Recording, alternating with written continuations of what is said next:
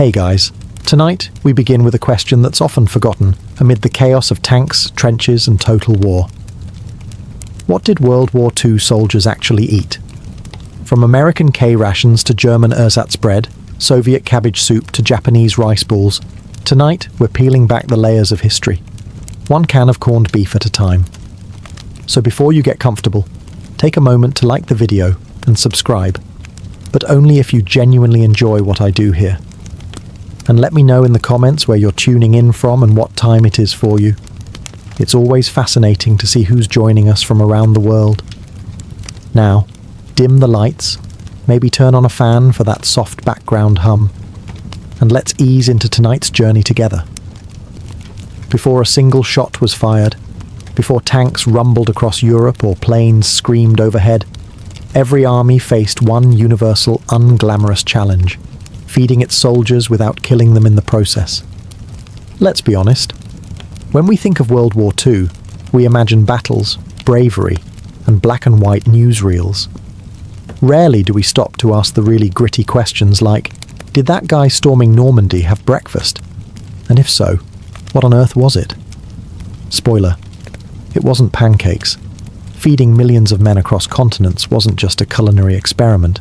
It was a logistical nightmare with a side of dysentery. Rations had to be portable, non-perishable, cheap, and preferably not make you cry after eating them.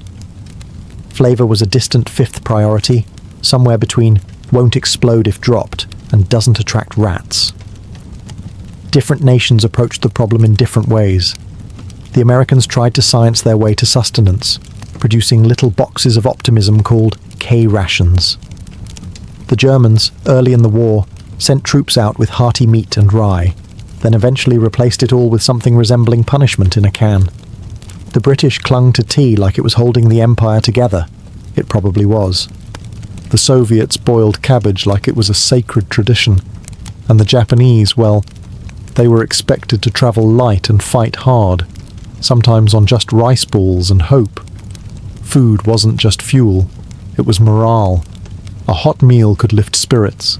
A cold tin of greasy corned beef could crush them.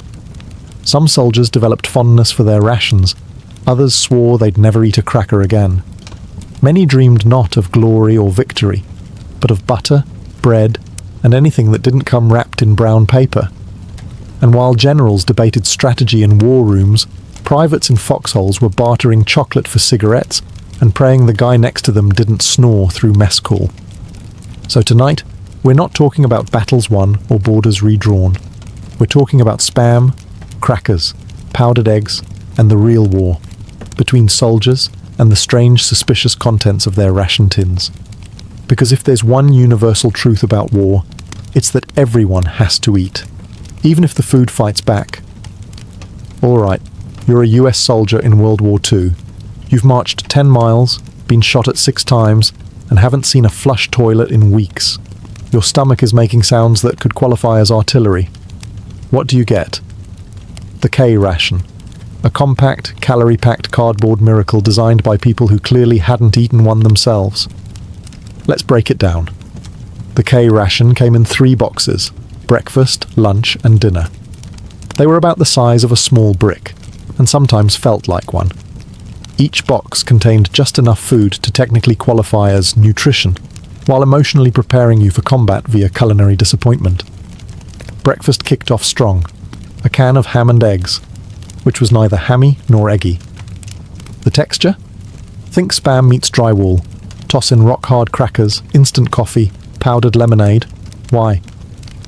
A couple of sticks of gum, 4 cigarettes, because nothing says balanced breakfast like a Marlboro. And best of all, 1 single sheet of toilet paper. Just one. Make it count.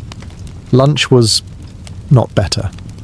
You might get cheese spread with more chemicals than cheese, another stack of jaw-shattering biscuits, and a chocolate bar so dense it could double as tank armor. No spoon? No problem. You'd use your knife, a stick, or blind rage to scoop it out. Dinner was meat and beans, which looked like a crime scene in a can.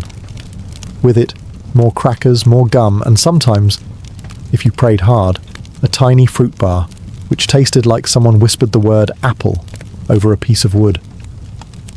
Despite their taste, K-rations were nutritional marvels. Roughly 3,000 calories a day, packed with protein, fat, sugar, and just enough flavour to ensure you didn't accidentally enjoy it. Troops often swapped components like prison traders. Cigarettes for chocolate, cheese for crackers, anything to dodge the ham egg trauma. But every now and then, you'd find a Hershey bar.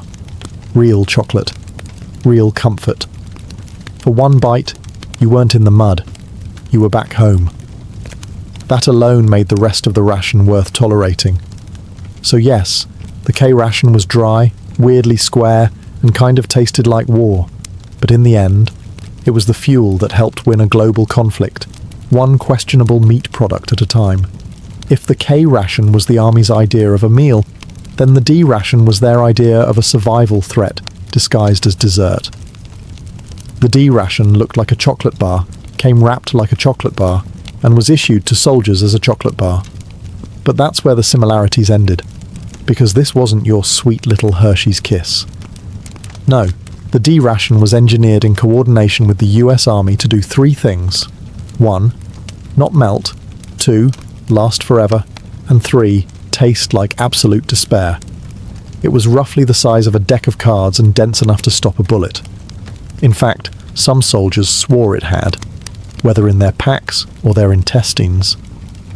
The ingredients were technically food: chocolate, sugar, oat flour, and a little cocoa fat. The result? A brown brick that could double as a bludgeon or emergency building material. Why was it made this way? Because it had to survive the tropics, deserts, and frozen tundras without turning into goo. And the military specifically requested it be unappetizing, so soldiers wouldn't eat it unless they were actually starving. Mission accomplished. The bar was so hard that biting into it without softening it first could lead to dental emergencies. Some guys tried grating it into hot water. Others just stared at it in confusion. A few, legend says, used it to hammer tent stakes. But hey, it had calories.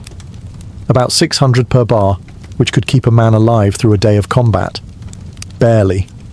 If you were trapped behind enemy lines, or stuck in a foxhole with nothing but your rifle and bad decisions, the D-ration might just save your life. Emotionally, not so much. To the Army's credit, they did eventually realize feeding troops chocolate that doubled as masonry was not great for morale. Later iterations of the D-ration got slightly softer and vaguely more edible. But the damage was done. Soldiers remembered the original bar with the same fondness one remembers dental surgery. So next time you hear someone say, "Chocolate makes everything better," remember the D-ration, the bar that proved them wrong. If the K-ration was survival food, and the D-ration was edible punishment, then the field kitchen was a soldier's only shot at eating something warm, recognizable, and only mildly soul-crushing. Field kitchens, also known as rolling misery carts, were mobile food units pulled behind trucks or horses. They were the military's attempt at fine dining on the go. And by fine, we mean not cold and in a can.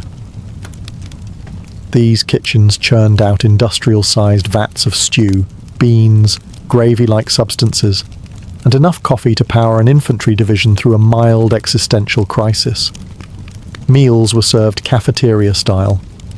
You'd line up with your trusty mess kit, a metal tray that looked like it belonged in a science experiment, and shuffle forward, praying the guy ahead didn't take the last ladle of something vaguely meat-coloured. The food was ladled out with military precision. One scoop for you, one suspicious stare, and on to the next, private. The menu? It depended on where you were. In Europe you might get creamed chipped beef on toast, affectionately and permanently renamed by the troops as SOS, or stuff on a shingle, though most used a less polite S word. In the Pacific, you were lucky if it wasn't just rice and hot dog fragments swimming in broth. Coffee, though, was sacred. It was strong, bitter, and brewed in quantities large enough to reanimate the dead.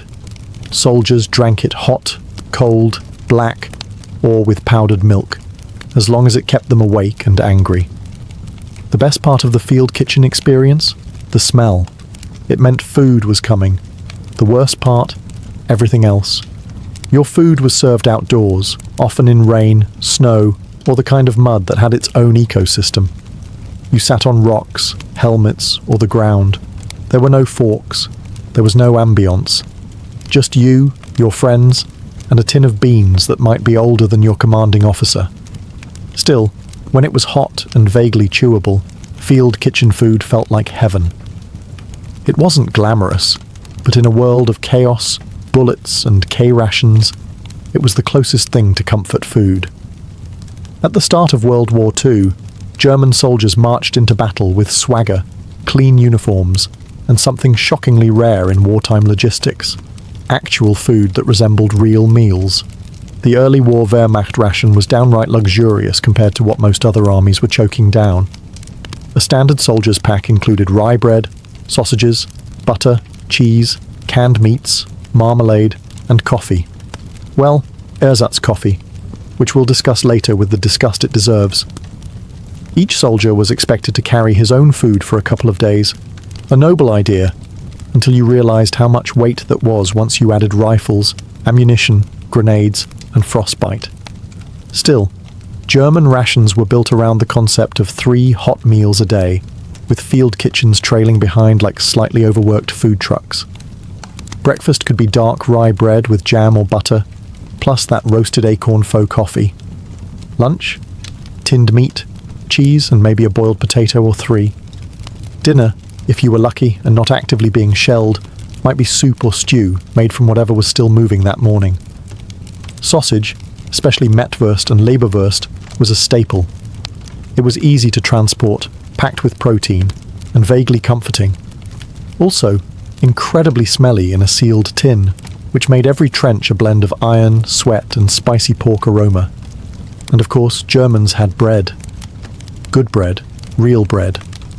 Soldiers often reminisced more about losing access to proper bread than about losing a warm bed.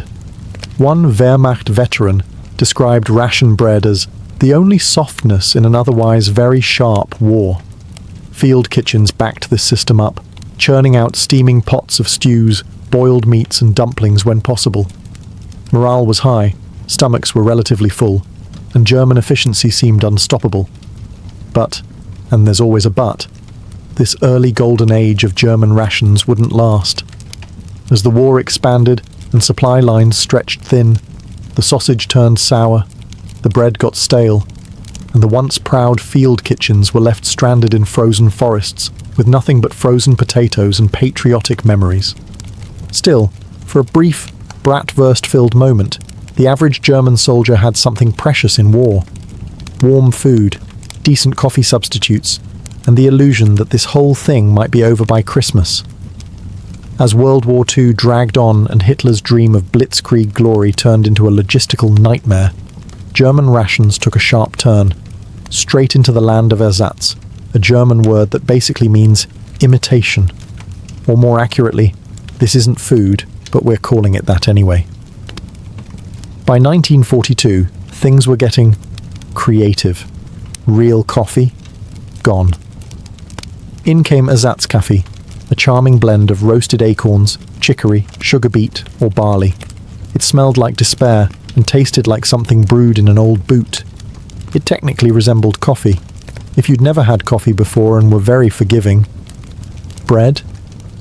Once dark, hearty, and soul-sustaining, it was now packed with fillers. Sawdust, straw flour, potato starch, and whatever else they could legally grind into powder. You might still call it bread, but your teeth would disagree. Some soldiers joked it doubled as helmet padding. Butter disappeared too, replaced by ersatz margarine, a pale, tasteless grease that was somehow both oily and chalky. Meat became a memory. Cans of meat product started showing up. Labels didn't specify the animal, and honestly, it was better not to ask.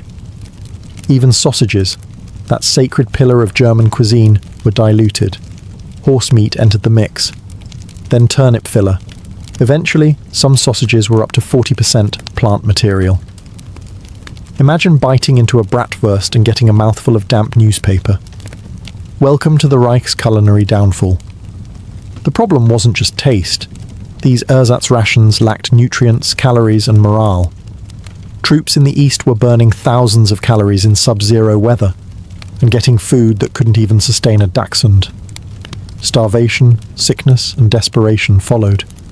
Soldiers got inventive, boiling shoe leather, bartering with locals, or raiding enemy supply lines just to get something real. A single American chocolate bar was worth more than a stack of Wehrmacht bread. What had begun as an efficient, fuel-powered war machine was now being run on cabbage water and caffeine lies. The Germans had started with real food. Now they were chewing misery and washing it down with roasted roots. If there was a place where food went to die during World War II, it was the Eastern Front. Stretching thousands of miles from Berlin to the deep, frozen belly of Russia, the Eastern Front was the logistical equivalent of trying to run a pizza delivery service across a glacier, while being shot at, shelled, and occasionally eaten by wolves. German soldiers, who once feasted on sausage and rye, found themselves crouched in snowdrifts, with frozen fingers and empty stomachs. Rations shrank, supply lines collapsed, and morale thawed faster than the soup. Which is to say, not at all. Let's talk about that soup. Meal on the Eastern Front often meant hot water with a few potato peels if you were lucky. If you weren't, it was just water, frozen solid by the time it got to you. Bread? It arrived mouldy or not at all. Meat? Rumour only. Soldiers burned precious firewood not to warm themselves, but to thaw their canned meat products, which might have been beef, pork, or recycled optimism. And God help you if the label had worn off. You'd have to sniff your way through the mystery. In winter, men boiled snow for drinking water, heated tins over engine blocks, and sometimes ate snow out of desperation, which sounds harmless until you realise it lowers your core body temperature and brings you one step closer to freezing to death with a mouthful of slush. Then, there were the rats, bold, fat, and suspiciously well fed. Some units resorted to catching and cooking them. Others considered the rats rivals, stealing scraps from each other in midnight battles that historians mercifully don't teach in classrooms. Desperation also led to bartering. Soldiers traded cigarettes for bread, buttons for sugar, or a pair of socks for half a boiled potato. A single spoonful of jam could start a fight. If you had chocolate, you were a god. Despite the hunger, the cold, and the lack of anything resembling a balanced meal, soldiers endured. They joked, swore, and ate whatever they could scrounge. But every mealtime became a grim ritual. Unwrap the tin, say a silent prayer, and hope it didn't bite back. On the Eastern Front, food wasn't just scarce. It was a cruel game of survival, played one frozen spoonful at a time. If German troops on the Eastern Front were eating misery, Soviet soldiers were chewing on sheer willpower. The Red Army's approach to nutrition was simple. If it filled a stomach and didn't kill you immediately, it was dinner. The official rations: black bread, cabbage soup, buckwheat porridge, kasha, a few boiled potatoes, maybe dried fish, and the ever-reliable, unsweetened tea. In winter, that tea was usually melted snow with a twig in it. Meat was listed on paper, yes. In reality, rare as a warm bath in Stalingrad. When meat did arrive, it was often salted to the point that chewing it was more of a jaw exercise than a meal. Still, it was considered a luxury. Soldiers licked the fat off old meat tins just to savour the memory. And then there was the bread, a staple of every Soviet meal. It was coarse, black, and made from whatever grain was still legal to eat. It was also strictly rationed. A typical serving could fit in your palm and be gone in 2 bites, if you didn't try to save it by licking it slowly like a sad war lollipop. Cabbage was the hero of Soviet cuisine. Soup, stew, stuffed, shredded or fermented. If there was a pot, there was cabbage in it. So much cabbage, in fact, that some Soviet soldiers joked they smelled it in their sleep and dreamed of becoming turnips just to escape the cycle. Still hungry? Good. Now you understand the Soviet wartime diet. Soldiers routinely went into combat underfed and overexerted. Rations were supposed to be delivered daily, but in war-torn zones that became when possible, which often meant never. So they improvised. foraging became a way of life. Soldiers dug up frozen potatoes from abandoned farms, shot wild animals when they could, and bartered cigarettes or spare boots for a boiled egg. Occasionally, they even traded with German POWs, food for silence. The miracle: they endured, malnourished, exhausted, but relentless. Soviet troops pressed forward on fumes and boiled cabbage, proving that sometimes what feeds a soldier isn't calories, it's pure cabbage-fueled stubbornness. When official rations ran dry, which was often, Soviet soldiers didn't starve quietly. They adapted loudly. With creativity, desperation, and occasionally the culinary sensibilities of a raccoon, Red Army troops turned battlefield improvisation into an extreme sport. Let's say you're a soldier outside Leningrad. You haven't seen a delivery truck in a week. Your cabbage soup is now just water with a floating leaf, and your last piece of black bread has grown a beard. What do? Option 1. Forage. Soldiers scoured the countryside for anything remotely edible: berries, tree bark, boiled grass, dandelions, even flower bulbs. One particularly resourceful unit figured out how to roast shoe leather, not because it tasted good, it didn't, but because it was technically organic. Option 2. Barter. A spare pair of socks might earn you a potato. A broken watch, maybe a spoonful of lard. Tobacco was currency, soap was gold. And if you had a tin of meat, you could get someone to write a letter home and clean your rifle. Option 3. Theft, or as they called it, unauthorized logistics. Soviet soldiers occasionally raided abandoned German outposts just for food. One Red Army veteran recalled the sheer euphoria of finding a box of Wehrmacht sausages. The first time I cried and salivated at the same time. Field kitchens, when functional, were masters of mystery cooking. Cooks tossed in whatever they had: beets, onions, mystery meat, pickled vegetables from 1913. The resulting soup was red, hot, and suspiciously chewy. But it kept you going. Mostly. And yet, morale didn't collapse. Why? Because Soviet culture glorified suffering as proof of strength. Soldiers turned deprivation into a badge of honor.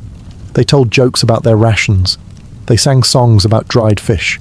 They gave names to their tin cups, which was either camaraderie or a mild fever dream. In the Red Army, mealtime wasn't about flavor, it was about survival theater. Every bowl of borscht, every crumb of bread was a statement: we're still here. If World War II were judged solely by culinary performance, the British Army might have been forced to surrender to its own menu. British soldiers didn't eat, they endured. Their rations were a war within the war, a daily ritual of unseasoned punishment, washed down with eternal optimism and as much tea as humanly possible. Let's start with the sacred trinity: tea, hardtack biscuits, and bully beef. Tea was everything. More than a drink. It was morale in liquid form. Soldiers brewed it in tin mugs, mess tins, helmets, anything that held heat and didn't leak too much. Sometimes there was no milk, no sugar, no dignity, just hot brown water and hope. But it got them through. Hardtack biscuits were designed to outlive the soldier. Dense, chalky, and almost completely tasteless, they had the structural integrity of roofing tiles. They doubled as plates, coasters, or makeshift armor in a pinch. Many troops claimed their dental issues weren't from combat, but from trying to bite these biscuits. Then came bully beef, aka tinned corned beef. It had the visual appeal of canned cat food and the consistency of congealed regret. It was salty, oily, and could be eaten hot, cold, or with the appropriate level of emotional numbness. You sliced it, fried it, diced it, or just stared at it until your appetite left the tent. Also included in the standard ration: powdered eggs, which somehow tasted nothing like eggs, tinned jam, which could glue your jaw shut, and a smattering of oatmeal, chocolate, and dried fruits, all of which arrived in tins that took a crowbar and a prayer to open. The British Army didn't pretend its food was good. It pretended it was sufficient, and in fairness, it kept soldiers alive, barely. Field kitchens could sometimes provide stews, stewed prunes, and the occasional surprise. A real egg, a slice of bread, or something not immediately depressing. But no matter the food, there was always tea. Shells could fall, trucks could explode, but if there was hot water, there was a brew. And in that mug, steaming in a muddy trench, was Britain's greatest ration of all: stubbornness in a cup. By mid-war, British soldiers weren't just fighting the Axis. They were fighting ration fatigue, an invisible enemy that came disguised as another tin of corned beef.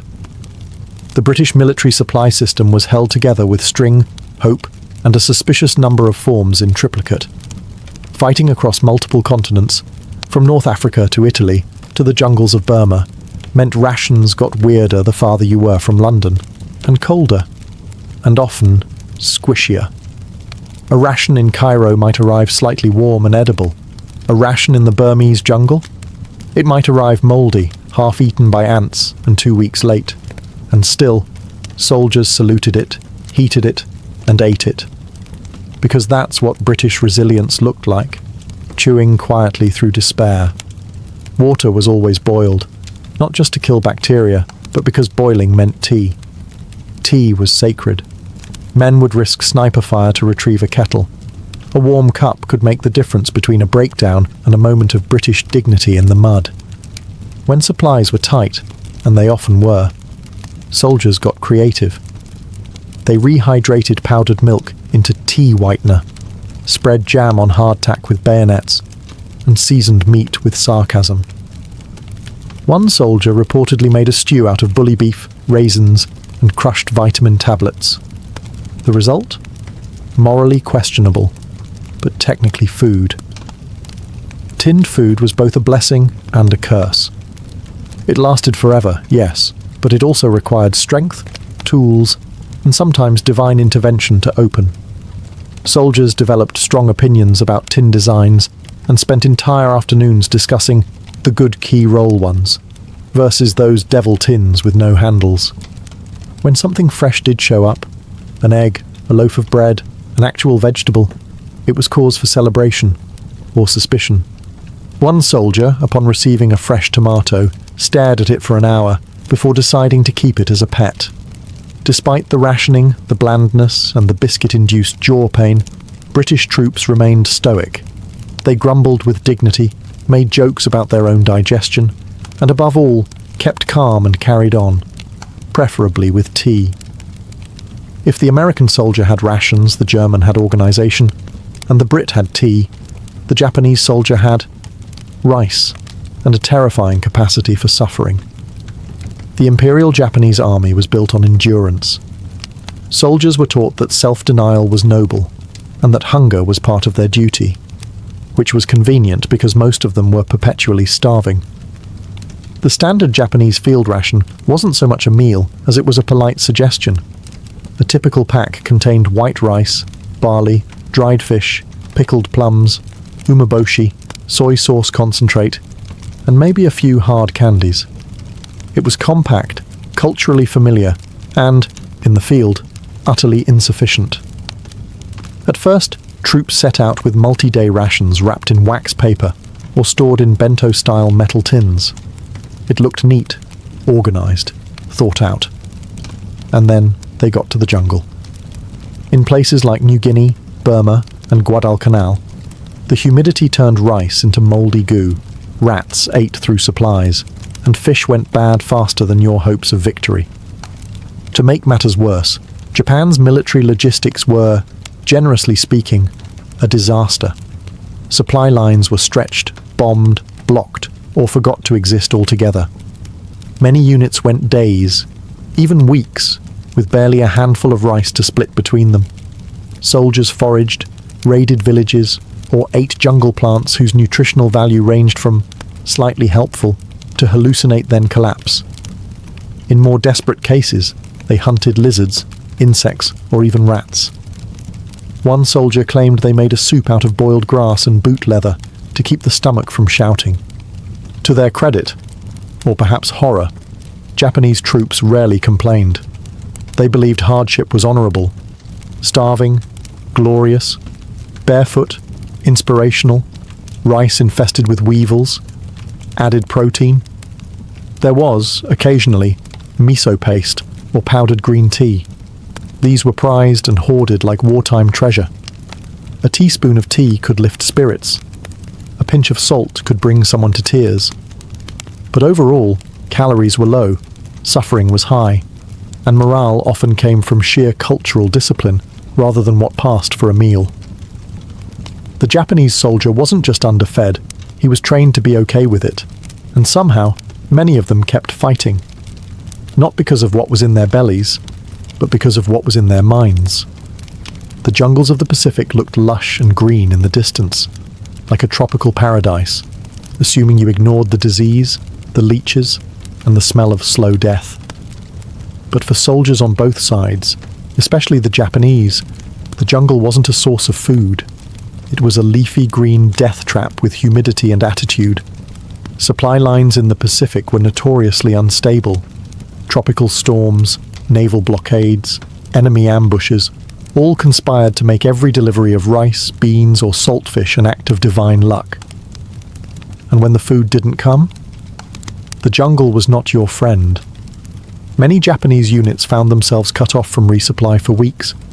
Soldiers had to rely on the land, which would have been fine if the land had any idea what they were doing. Unfortunately, the jungle was filled with plants that looked edible but weren't, animals that were edible but too fast, and insects that were not only inedible, but actively aggressive. Rations spoiled in hours. Canned goods rusted shut. Rice grew mold faster than you could light a fire. One soldier in Guadalcanal wrote, "Everything here is wet. Even my appetite is damp." What did they eat? When lucky, boiled roots, wild fruit, frogs, or jungle fowl, if they could catch it. When unlucky, tree bark, shoe leather, rotting palm stems, or water flavored with desperation. Stories exist of soldiers boiling the same handful of rice 3 times to extract every last shred of sustenance. Others fermented what was left into a starchy, half-dead porridge known only as jungle glue. And then there were the horrifying rumours, accounts of cannibalism among starving units, especially during sieges. It wasn't widespread, but it did happen. Men driven to the edge by war, isolation, and the shrieking emptiness of their stomachs. If anything can strip away the romanticism of the Pacific theatre, it's that grim little footnote. Disease followed closely behind starvation. Malaria, dysentery, dengue fever, all worsened by malnutrition. Soldiers dropped not from bullets, but from hunger and infection, slowly and invisibly. The jungle didn't care who you fought for. It didn't feed you. It didn't shelter you. It just waited for you to get tired, and then it ate you. War may destroy cities, but it also unlocks the culinary creativity of very hungry, very desperate people with bayonets and a single can of Spam.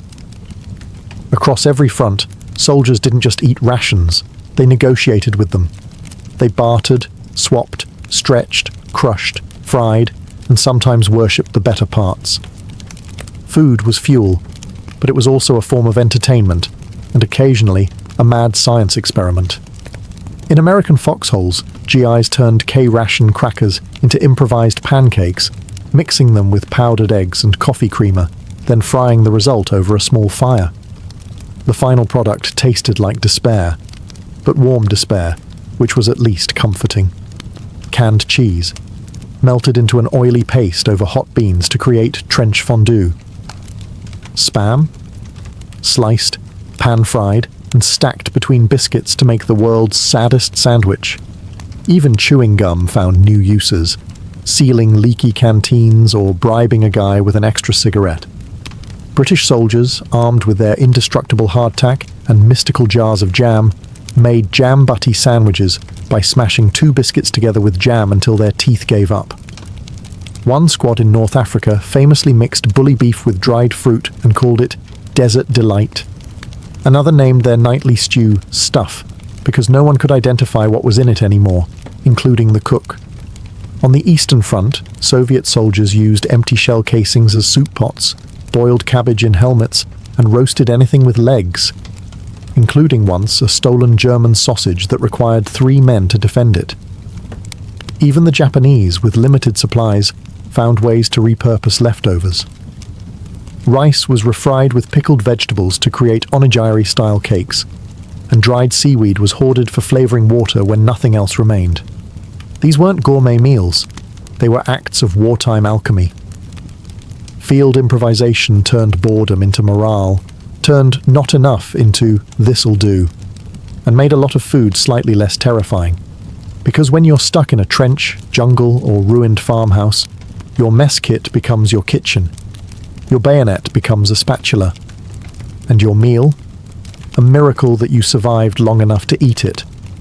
Long after the guns fell silent, long after uniforms were packed away and medals boxed in drawers, one thing stayed with veterans of World War II: the food. Or more precisely, the memory of the food. For many soldiers, rations were more than just sustenance. They were the backdrop to trauma, camaraderie, grief, boredom, and hope. A bite of bully beef could conjure a foxhole in France. A whiff of cabbage soup brought back the frozen trenches outside Stalingrad. A can of Spam wasn't just meat, it was a moment in time. Some remembered their meals with dark humor. American vets would joke about choking down a D-ration like it owed them money. British troops swapped stories of trying to trade hardtack biscuits with locals, only to be laughed at. One Soviet veteran claimed he couldn't eat bread for years after the war, not because he hated it, but because it felt like sacred ground. Food marked the boundaries of war. A fresh apple meant you were near a farm, and maybe peace. A hot stew from a field kitchen meant you weren't dying that day. Even bad coffee meant someone cared enough to boil water. Then there were the care packages, those precious morale-boosting gifts from home. Chocolate bars, dried fruit, powdered milk, handwritten notes tucked beside cookies. These weren't just treats, they were emotional lifelines. Some soldiers hoarded them, others shared them. A few rationed them out one bite at a time, stretching hope across weeks of horror. And yet, some flavors stuck around too long. Veterans joked that they could still taste the metal of the tin decades later. One GI swore he could still smell Spam every time it rained. Another insisted his nightmares occasionally starred powdered eggs. Because when you eat in war, you're not just feeding your body, you're anchoring your existence. You're trying to stay human in a world gone mad, and that means every meal, however bland or bizarre, becomes part of you. So next time you toss a snack in the microwave, think of those soldiers, cooking with firewood, bayonets, and sheer determination. For them, every bite was survival, and the taste? It never really left. The ink was barely dry on the US Constitution when the young republic found itself brewing its first major crisis, one that came not from foreign invaders or political factions, but from something far more potent: whiskey. In the early 1790s, America was broke. The Revolutionary War had left the nation buried in debt, and the new federal government, led by President George Washington and Treasury Secretary Alexander Hamilton, needed a plan. Hamilton, ever the fiscal mastermind, proposed an excise tax on domestically produced distilled spirits, whiskey being the most common. To the urban elites and coastal merchants, it sounded reasonable. But on the western frontier, it sounded like a punch in the face from a powdered wig aristocrat. Out west, in places like western Pennsylvania, whiskey wasn't just a drink, it was currency. Farmers distilled their surplus grain into whiskey because it was easier to transport, less perishable, and far more profitable than raw crops. Bartering whiskey for goods and services was part of daily life. So when the federal government started taxing it, many frontier folk saw it not as a revenue measure, but as a betrayal, a reminder that power was drifting back to the same kind of distant authority they'd just fought a revolution to escape. To make matters worse, the tax structure itself seemed custom-built to screw over small producers. Large distilleries could pay an annual flat fee, but small-time distillers, like the ones populating the Appalachian Hills, had to pay per gallon. Translation: the little guy paid more, proportionally. and with federal tax collectors showing up on horseback to enforce the new law, tensions began to boil over. At first, the resistance was petty. Inspectors were threatened, tax documents were burned, and revenue officers were politely told to get lost. But soon, polite turned to violent. Tar and featherings made a comeback. Taxmen were chased from their homes. In one case, a revenue officer was stripped naked, tied to a tree, and had his hair cut off, frontier justice with a splash of moonshine-fueled rage. And Washington? He was watching, silently, waiting, but not for long, because what started as a tax protest was about to spiral into an armed uprising, one that would test the strength of the Constitution and Washington's resolve to enforce it. By 1792, the whiskey tax wasn't just unpopular, it was radioactive. In the backwoods communities of Pennsylvania, Kentucky, and Virginia, opposition was mutating from scattered grumblings into coordinated defiance. Tax collectors were becoming familiar with two sounds: the clink of broken windows and the snap of gunfire overhead. The western counties of Pennsylvania became the epicenter of what many began to call outright rebellion. Meetings were held in taverns and cabins where kegs of homemade whiskey stood proudly next to muskets. These weren't just drunken gripes. They were organized gatherings. Locals formed militias, issued threats to federal officials, and even passed their own resolutions condemning the tax. Some refused to do business with anyone who paid it. It was part protest, part mafia, with a side of corn liquor. In 1793, things escalated further. Tax collectors and sympathizers were ambushed, whipped, and humiliated. One man was captured and paraded through town with a sign reading "Coward" hung around his neck. It was like the Boston Tea Party, but drunker and with worse hygiene. The federal courts responded by issuing summonses to bring the rebels to justice. But good luck serving legal papers in a place where the local sheriff might be part of the mob. The region was effectively slipping into lawlessness. Local officials either turned a blind eye or quietly sided with the insurgents. President Washington, usually calm and measured, started gritting his false teeth. The Whiskey Rebellion was threatening not only public order, but also the legitimacy of federal law itself. If the government couldn't enforce its own taxes, then what was the point of a constitution? What was the point of government? Still, Washington didn't rush. He sent federal commissioners to negotiate with the rebels, but it was like trying to serve tea at a bar fight. The rebels had already formed committees, held conventions, and in some cases talked about full-on secession. They saw themselves not as criminals, but as patriots standing up to tyranny. Meanwhile, Hamilton, ever the hawk, was whispering in Washington's ear, "You want to let these guys stomp on the Constitution? Really? After everything we just went through?" And so, Washington made a decision. One that would shock the rebels and set a historic precedent. He would raise a federal army against his own people. By 1794, the Whiskey Rebellion had become more than a backwoods tantrum. It was an outright challenge to federal authority. George Washington, who had led a revolution just a decade prior, now found himself in the bizarre position of leading an army against Americans, the very citizens he helped liberate. And this wasn't some ragtag militia. Washington called upon more than 12,000 troops, nearly 3 times the size of the force he had at the Battle of Trenton. That included state militias from Maryland, New Jersey, Virginia, and Pennsylvania. Many of these troops were volunteers, but others were voluntold. It was the largest federal force ever marshaled in the US to that point. And it wasn't going to war with the British or French. It was marching west to put down angry farmers with pitchforks and moonshine stills. Hamilton, never one to miss a dramatic moment, rode out with the army like some powdered wig version of Patton. He was thrilled. This was his big moment to show that the federal government had teeth and wasn't afraid to bite. Washington, though reluctant, knew the stakes. The rebellion wasn't just about booze. It was about whether the United States could function as a nation under law. If the rebels could scare off tax collectors and defy Congress without consequences, then the Constitution might as well be used for kindling.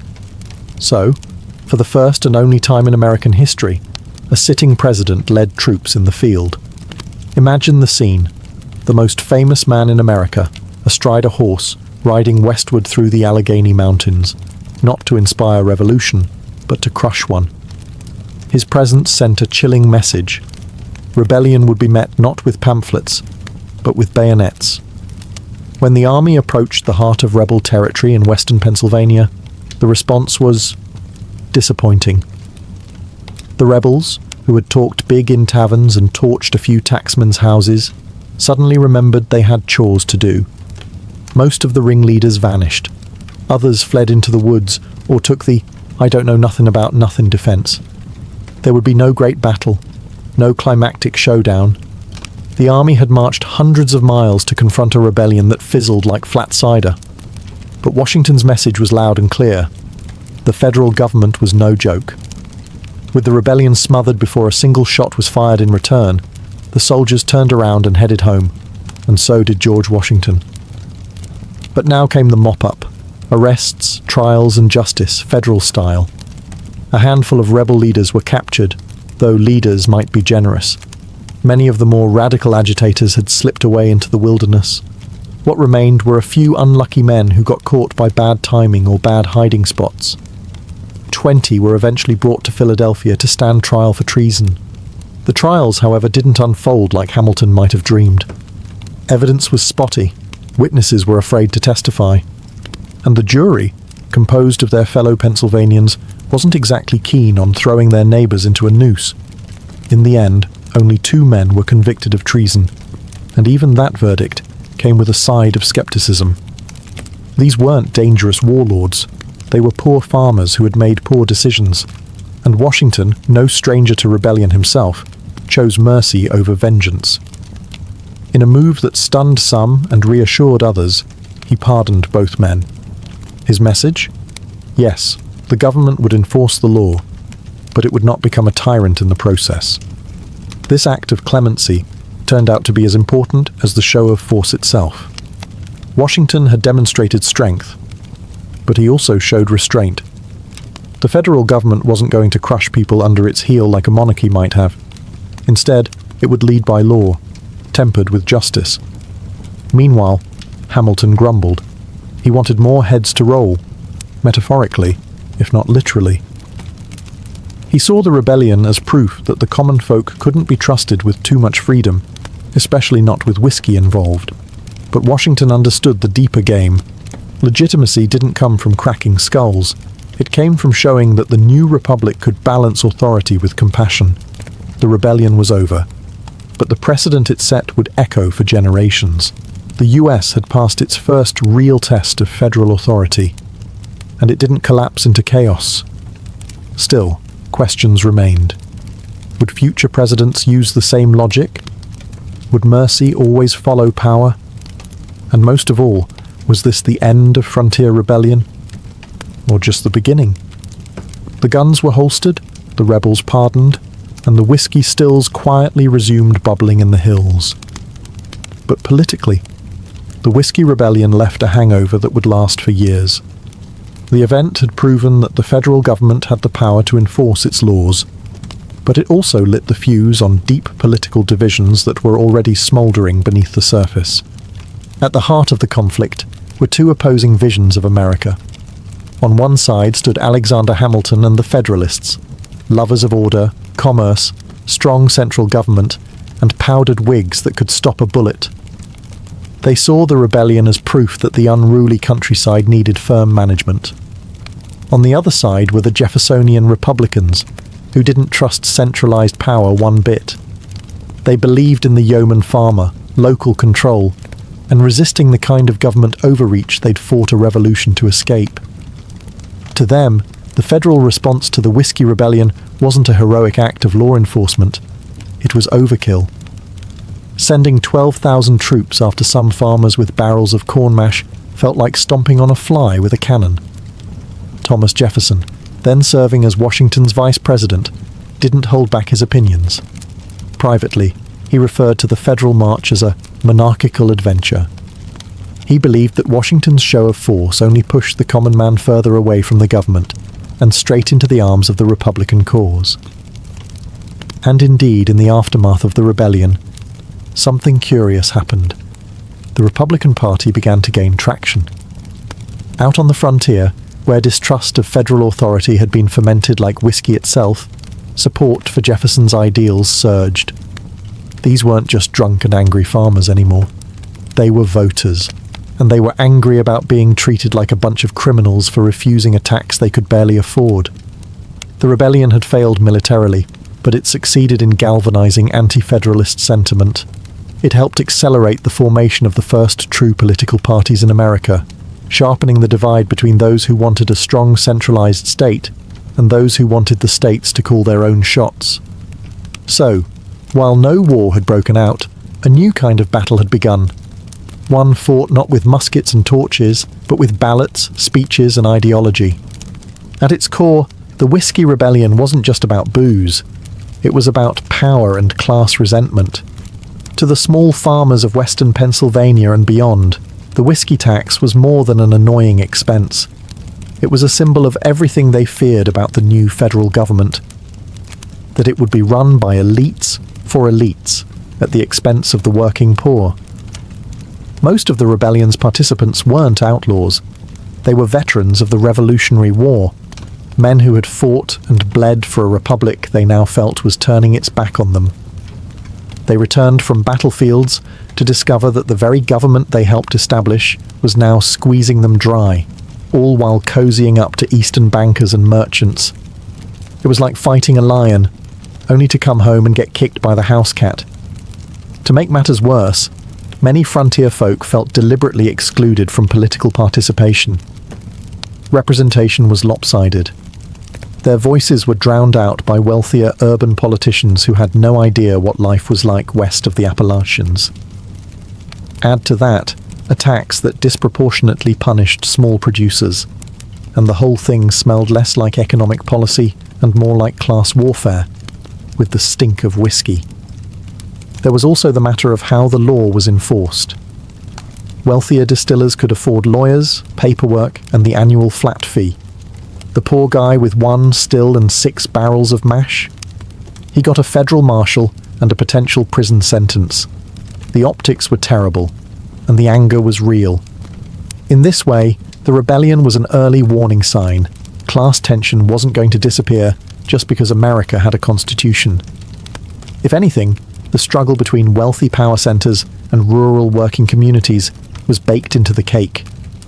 The Whiskey Rebellion was just the first slice. Interestingly, some of the most radical rebels even adopted the language of the French Revolution, which was happening around the same time.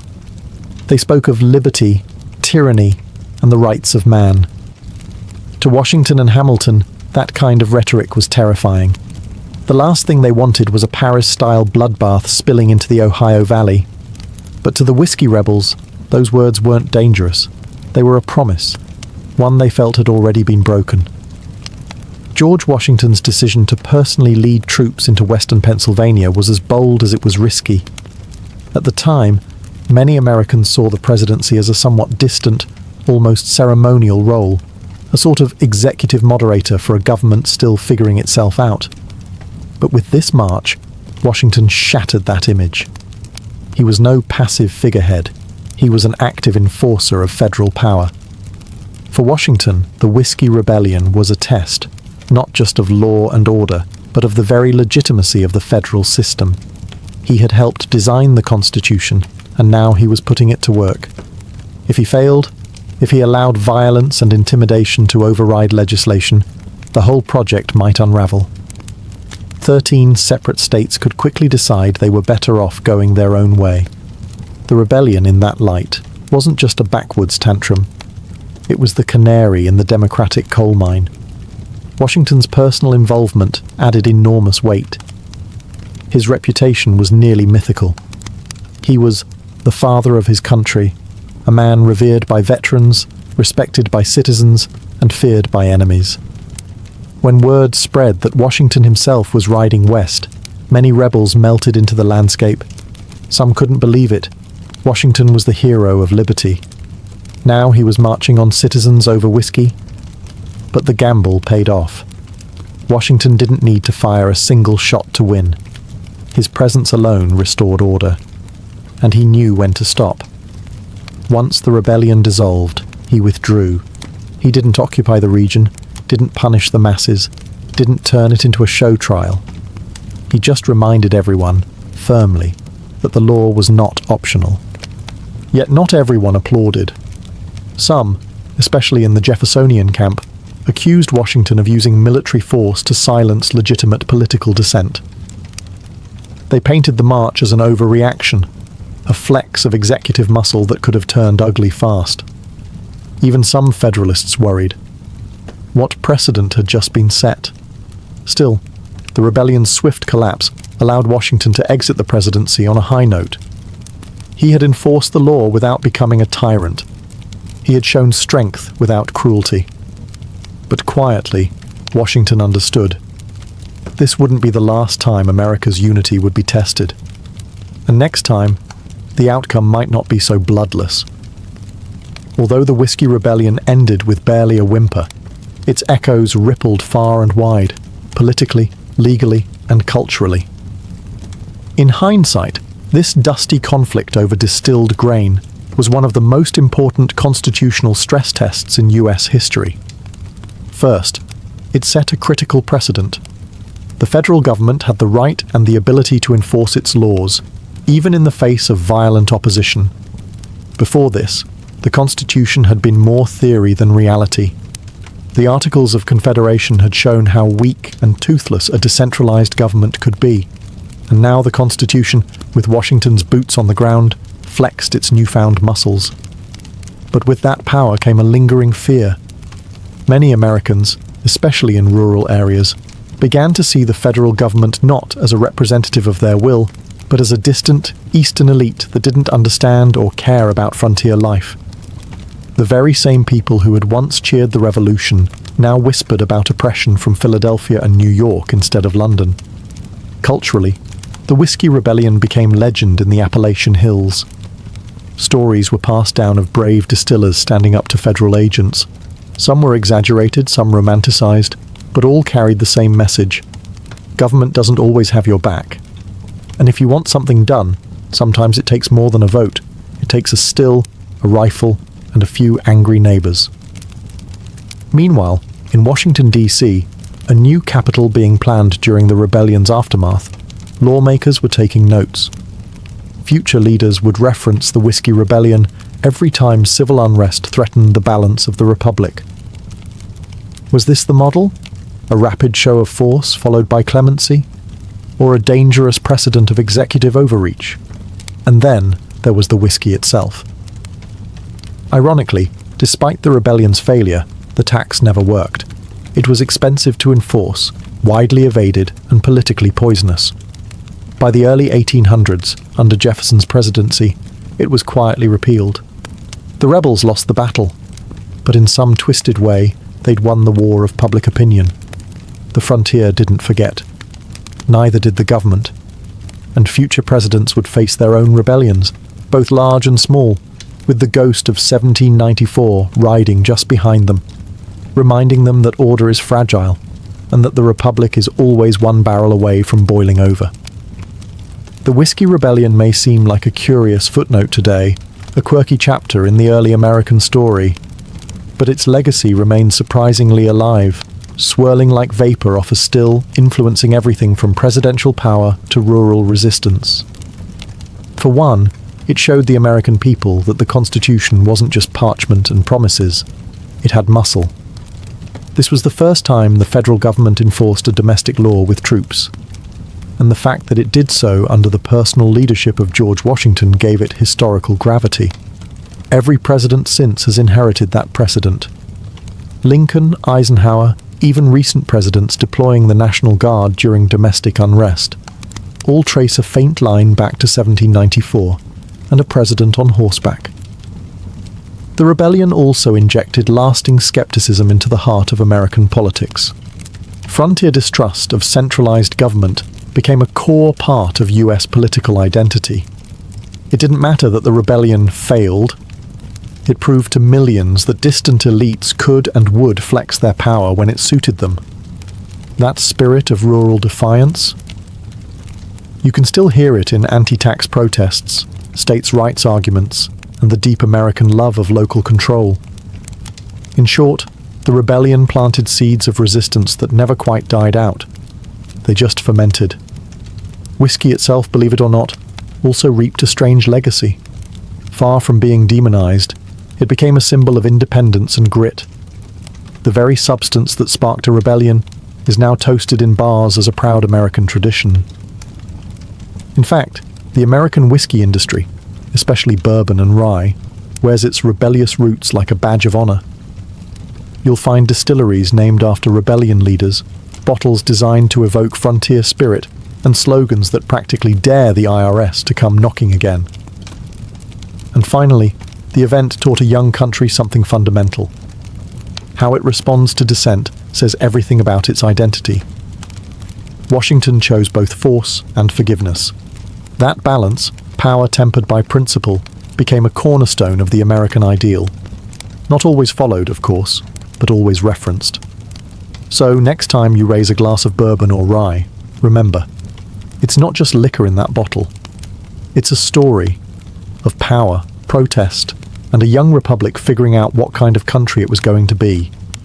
Cheers to the rebellion that helped define a nation. Around 1754 BCE, King Hammurabi of Babylon etched his now famous code into a massive basalt stele, a towering legal monolith meant to awe subjects and assert divine justice. It's one of the earliest known attempts to formalize laws in human history, but buried within its 282 articles lies something just as ancient as law itself: the regulation of women.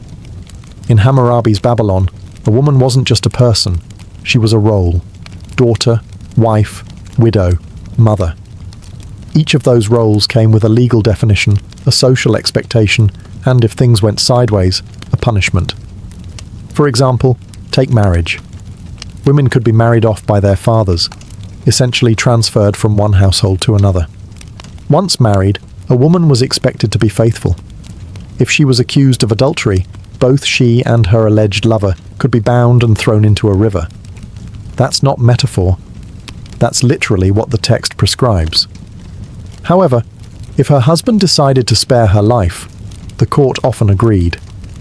Romantic, in a grim sort of way. Meanwhile, if a man cheated on his wife, Hammurabi didn't seem all that concerned. Male infidelity wasn't exactly headline news in Mesopotamia.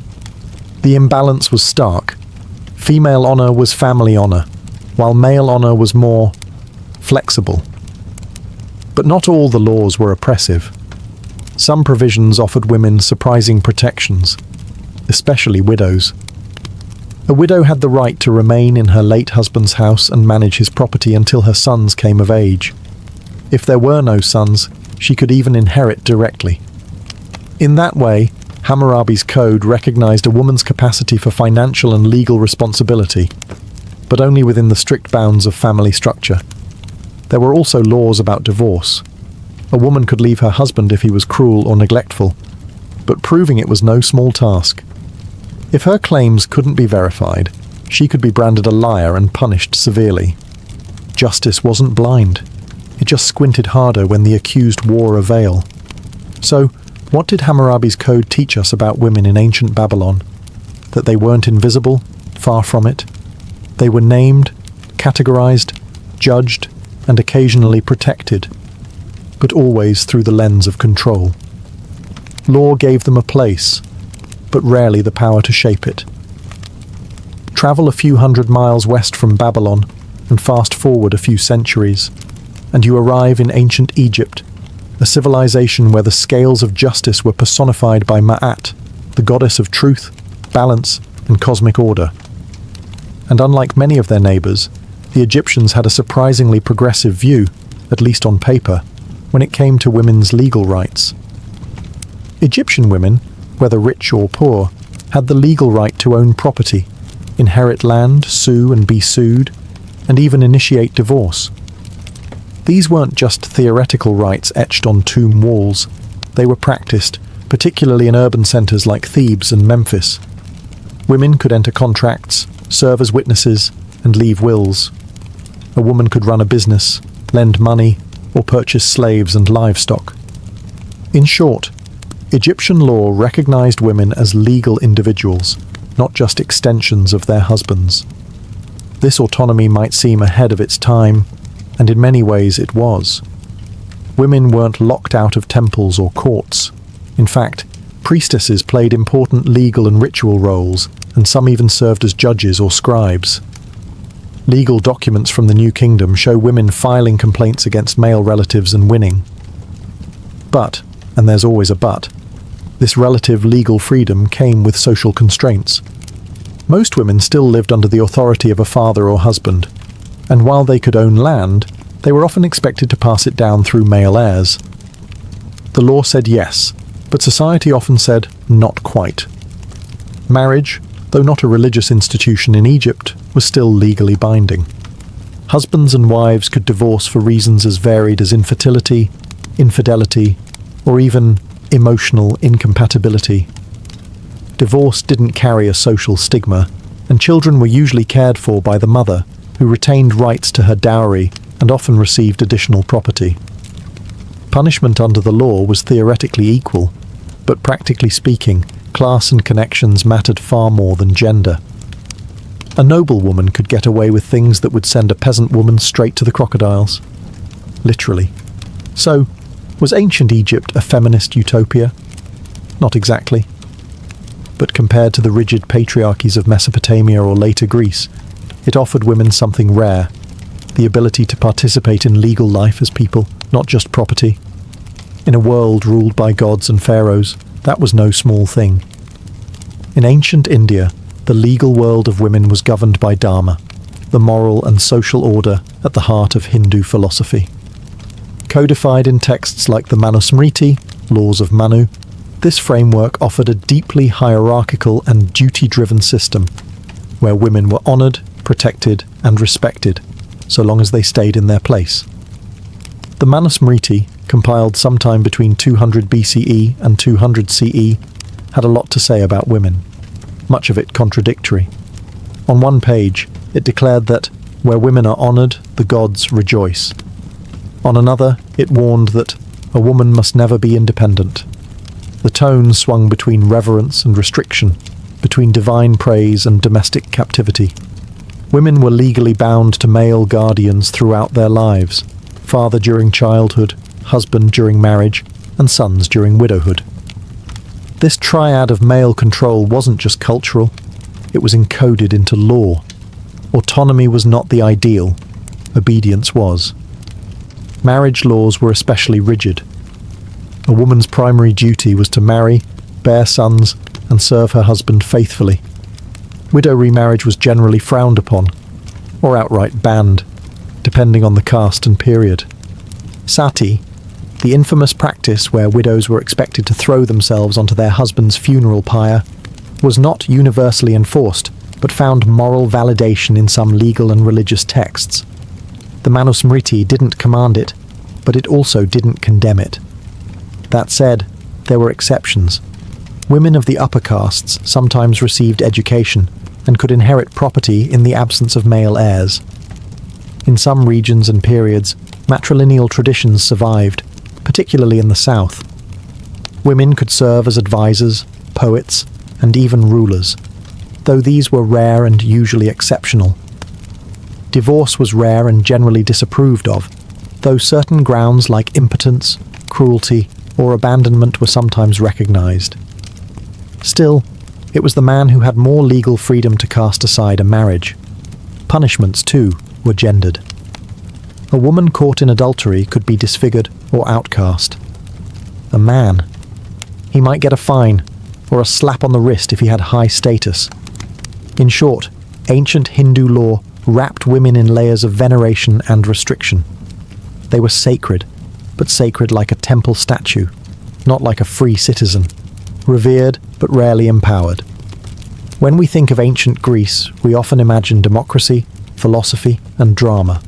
But for half the population, women, the legal system was less about ideals and more about invisibility. Especially in classical Athens, women were legally seen not as individuals, but as permanent minors, bound to the guardianship of their nearest male relative for life. In Athenian law, women couldn't vote, own property independently, or represent themselves in court. They could not enter contracts or even leave the house without a male escort in many cases. If the Code of Hammurabi defined women as legally subordinate, Athens perfected the art of locking them out entirely. Marriage was more of a property transaction than a romantic union. A woman's kyrios, usually her father or brother, arranged her marriage, and she moved into her husband's household as part of an exchange of dowries and land. Legally, she was transferred like livestock, a living, breathing asset passed between men. And yet, paradoxically, her fidelity was of enormous legal importance. If an Athenian woman committed adultery, her husband could legally divorce her immediately, and any man caught with her could be executed. Yes, executed, without trial. The irony? Her husband could sleep with courtesans or slaves without legal repercussion. Double standards weren't just common, they were built into the legal structure. Women couldn't initiate divorce themselves, but they could return to their father's house if abandoned or mistreated. However, any legal action on their behalf had to be taken by a male relative. Even in cases of rape or assault, a woman could not bring charges. Her kyrios had to speak for her. There were exceptions. In Sparta, women enjoyed more freedom. They could own land, receive education, and walk freely. But Spartan women were the anomaly, not the rule. In most city-states, a respectable woman's name was supposed to be spoken as little as possible. The ideal woman was modest, silent, and invisible. And yet, in the shadows of Greek law, women endured. They raised generations, managed households, and in some rare cases, wielded influence from behind the veil of legality. But officially, they weren't citizens. They were shadows in a system that prized logic and liberty, for men only. In the world of ancient Rome, the law was a powerful instrument, and like everything else Roman, it was deeply structured, hierarchical, and pragmatic. Roman women weren't equal citizens by any stretch, but compared to their Greek counterparts, they occupied a slightly more visible and legally complex space within society. At birth, a Roman woman fell under the patria potestas, or the absolute authority of her father. Upon marriage, that authority could either transfer to her husband, manus marriage, or remain with her natal family, sine manu marriage. The latter became increasingly common over time and allowed married women to retain legal ties to their original household, and even manage property independently in some cases. This shift opened the door for women, especially widows or wealthy daughters, to own estates, manage businesses, and draft contracts. While women could not vote or hold office, they could sue in court, often with a male sponsor, act as guardians, and accumulate wealth. Still, Roman law drew a firm line around female behaviour. The ideal Roman woman was pudica, modest, loyal, and obedient. Adultery, once treated as a private offence, became a public crime under Augustus's moral reforms. A woman found guilty could lose her dowry, face exile, or worse. Meanwhile, a man's infidelity remained legally unproblematic. Again, patriarchy rarely missed a chance to double down. However, unique roles offered exceptions. Vestals, the virgin priestesses of Vesta, were the only women legally free from male guardianship. They swore 30 years of chastity in exchange for immense prestige, legal independence, and the power to pardon condemned prisoners.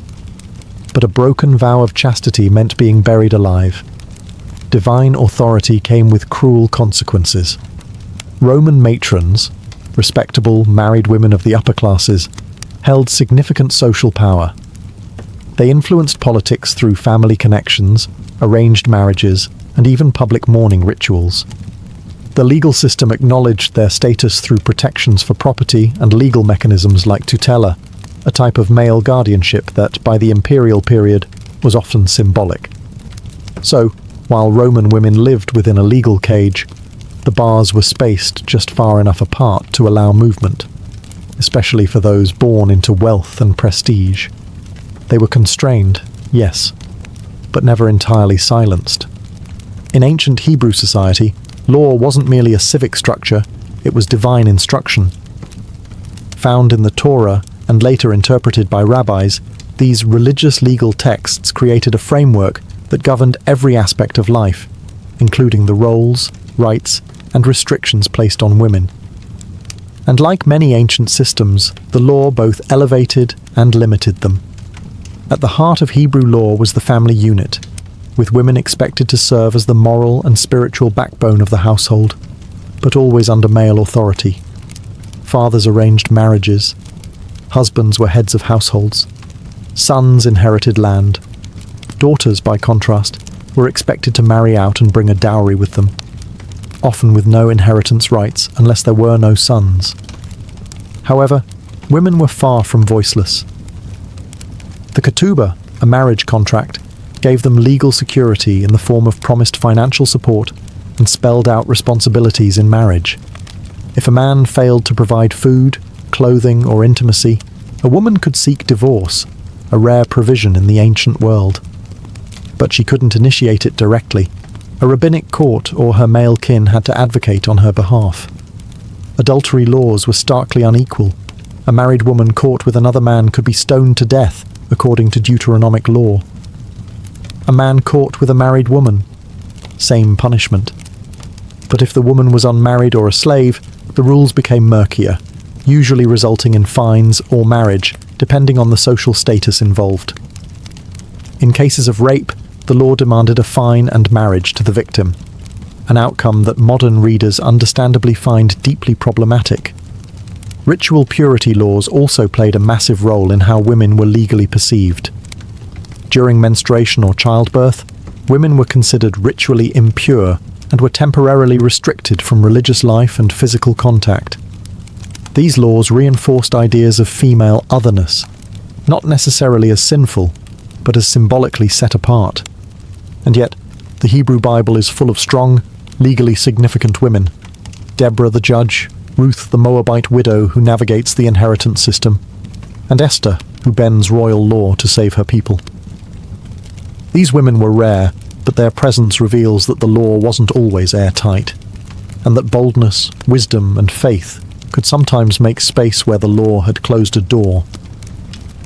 The Achaemenid Empire, founded by Cyrus the Great in the 6th century BCE, ruled over a vast, diverse population, from Babylonians and Egyptians to Greeks and Medes. And in that sprawling empire, Persian law operated with a level of tolerance and pragmatism uncommon in many ancient societies. This legal flexibility extended, in interesting ways, to women. While Persian law wasn't codified in a single monument like Hammurabi's Code, administrative records, court documents, and inscriptions reveal that women, especially elite women, had considerable legal presence. In particular, Persian royal and noble women were among the most autonomous in the ancient world. In the royal court, women like Atossa, daughter of Cyrus the Great and mother of Xerxes, wielded immense influence. She controlled vast estates, issued commands to administrators, and appeared in imperial inscriptions, not as decorative figures, but as landowners and power players. Records from the Persepolis fortification tablets show women receiving rations, managing work crews, and overseeing production in royal estates. These weren't isolated cases. High-ranking women, especially those close to the king, had legal authority over labor and property. Marriage and family law in Persia combined local customs with overarching imperial oversight. In Persian society, women could own property, enter contracts, and inherit land, rights that were sometimes even more secure than in Greece or Rome. Dowries were legally protected, and women could reclaim them if the marriage ended. Divorce was possible for both men and women, though the process often leaned in favor of the husband, unless serious abuse or infertility could be proven. Punishment laws, however, were still gendered. Adultery was a capital offense, especially for women. But unlike in some neighboring cultures, the method and severity of punishment varied by class. a noblewoman might face exile or house arrest, while a servant could be executed. The law, as always, bowed to hierarchy. Zoroastrianism, the empire's dominant religion, also influenced Persian views on women. While spiritually both men and women had roles in cosmic dualism, practical religious purity laws imposed restrictions on menstruation, childbirth, and bodily contact, echoing patterns seen in Hebrew and Hindu systems. In all, Persian law offered women a curious mix: freedom through rank, respect through religion, and limits through custom. The higher your status, the louder your legal voice. In ancient China, law was not just a system of rules, it was an expression of harmony, hierarchy, and Confucian morality.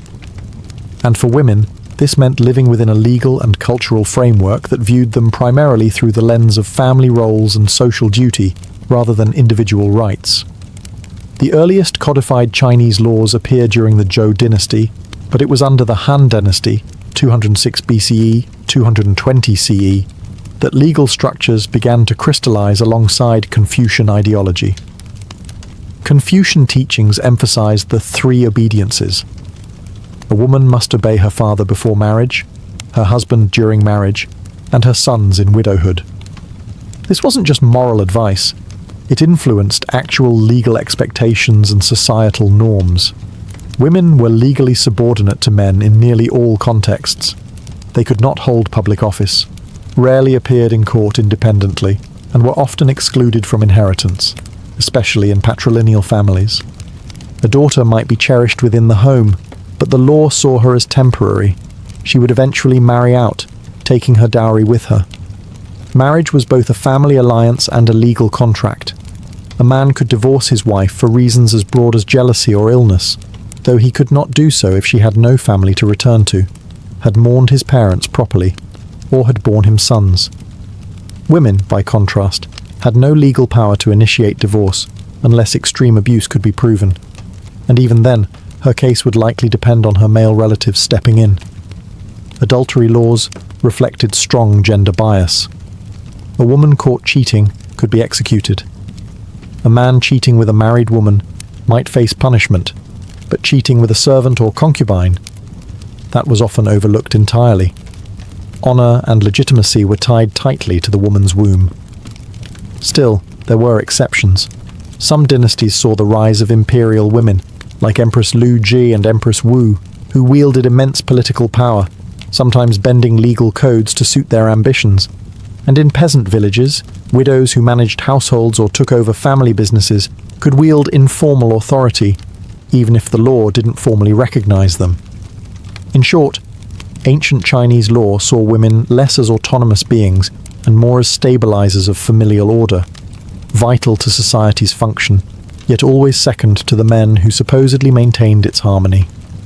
As we step back and look across the ancient world, from the ziggurats of Babylon to the palaces of Rome, from Vedic India to Confucian China, one thing becomes clear: women were always written into the law, but rarely on their own terms.